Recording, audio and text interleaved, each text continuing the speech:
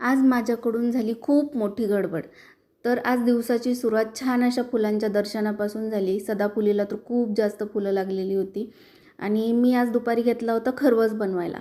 तर खरवसाची गंमत अशी झाली की मला आणि हर्षूला खरवस खूप जास्त आवडतो. गेली 2-3 वर्ष झालं आम्ही दोघांनी खरवस खाल्लेलाच नाही. पण आम्हाला तो आवडतो म्हणून माझ्या चुलत सासूने 3 बॉटल भरून कच्च्या दुधाच्या दिलेल्या होत्या की खरवस बनवण्यासाठी. तर ह्यांनी काय केलं की त्या 3 बॉटलमधली 1 बॉटल ह्यांनी यांच्या ड्रायव्हरला दिली, 1 बॉटल ते शेजारी देऊन आले आणि 1च बॉटल फक्त वरती घेऊन आले. म्हणून मी थोडी यांच्यावर चिडलीच होते. पण असो, होत्या तेवढ्याच दुधाचा मी खरवस बनवायला घेतला. तर त्यामध्ये मी मस्त इलायची बारीक करून टाकली. तुम्ही याच्यात इलायचीऐवजी सुंठ बडीशेपची पावडर पण टाकू शकता, पण मला इलायचीचाच फ्लेवर जास्त आवडतो. तर म्हणून मी त्यामध्ये 2-3 इलायच्या अशा फोडून टाकल्या आणि गूळ विरघळवून घेतला.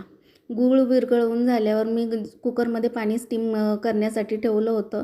दूध एका कुकरच्या डब्यामध्ये काढून घेतलं आणि ते दूध स्टीम करण्यासाठी लावून दिलं. तर आपल्याला याच्यात 10-15 मिनटं वेट करायचं आहे की तो खरवस शिजून तयार होईल. तर 10-15 मिनटानंतर तुम्ही बघू शकता की खरवस खूप छान शिजलेला होता.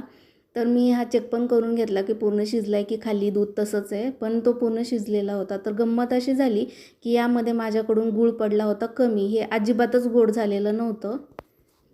आता मला याच्यामध्ये गुळाचा पाक करून टाकायला लागणार आहे, कारण त्याशिवाय हे काही खाल्लं जाणार नाही.